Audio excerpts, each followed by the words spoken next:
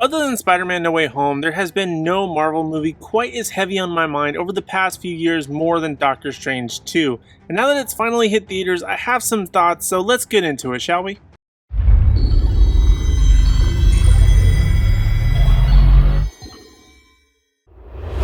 What's up, Nerdgenic Nation? Superhero nerd Aaron Waller here, and last year I did a review and ranked every single MCU film on my personal YouTube channel, and the first Doctor Strange ended up being at the 14th spot out of the then 23 MCU movies at the time. And had I actually done an update video with the probably about 3 or 4 MCU movies that have come out since, it would have been higher. But now that the highly anticipated sequel has come out, does it live up to its predecessor, exceed it, or does it just plain disappoint? To be honest, I wasn't too surprised that the reviews for Doctor Strange in the Multiverse of Madness were so mixed prior to seeing the film. It ranged from about a 5 to an 8 depending on the platform's rankings, and I see why. This movie has a lot of awesome things, and I even complained previously about it showing too much in trailers and TV spots, which it definitely did and does, but I'm also happy to say that there are still a few surprises that manage to stay under wraps. I won't fully disclose what those things are and may do more videos on that later, so make sure you hit subscribe just in case. The story of Multiverse of Madness was somewhat predictable if you've been following the MCU to any degree over the past 2 years or so since WandaVision. And this film works as a more natural follow-up for Doctor Strange since Endgame than No Way Home does, which came out a few months before it. But Doctor Strange was very much the character we know from the previous appearances, a bit more confident in his magic ability,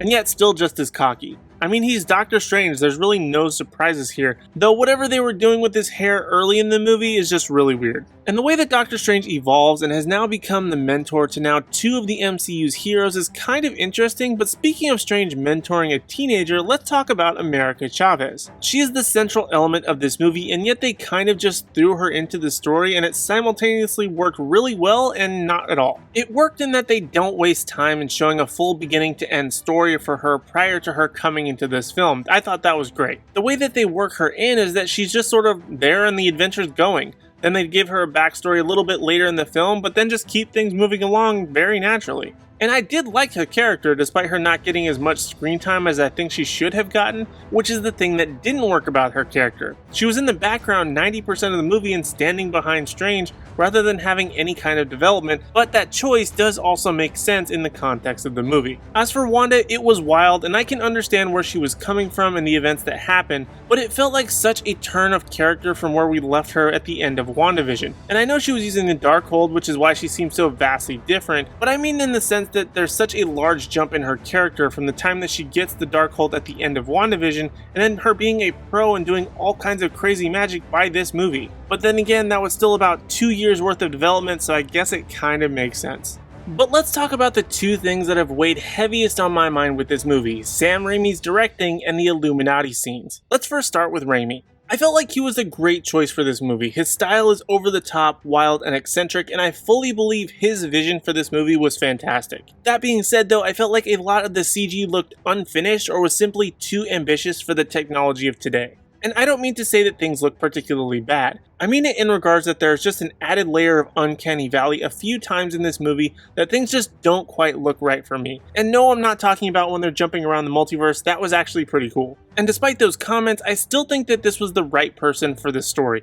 Maybe not the right timing for some of it, and this could have been held back a little bit more and been the story for maybe Doctor Strange 3 in a few years, but I might also be alone in that opinion. But the other thing that I want to talk about is the Illuminati. Again, I won't spoil anything here, but what I will say is that the trailer did give way too much regarding them and who was present in the room. But on that same token, I'll also say that you should still try and remain as spoiler-free as possible because there are a few surprises that are totally worth waiting for. Overall, Doctor Strange in the Multiverse of Madness is a great ride of a movie.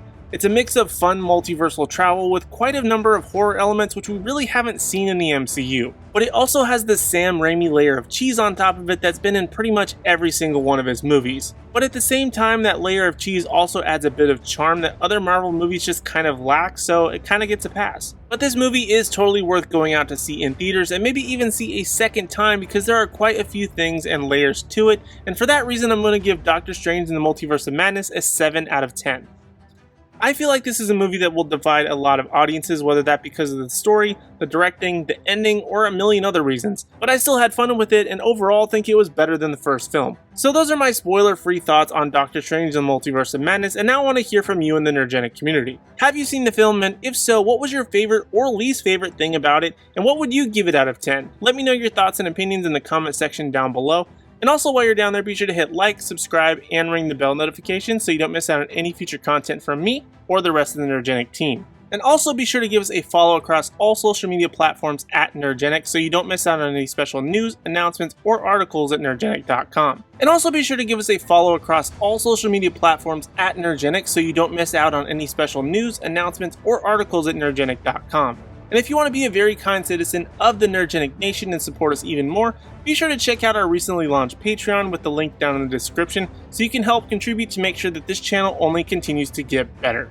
But in the meantime, if you want even more video content from us, be sure to check out these videos on screen, like this video right over here talking even more about Doctor Strange and the Multiverse of Madness, and if it has shown too much, or check out this playlist right over here of my History of series, which will continue to grow every single week, and even have some surprise characters, possibly from this movie. So be sure to check out that playlist. But other than that, thank you guys so much for watching. We really do appreciate it, and we hope to see you in the next video.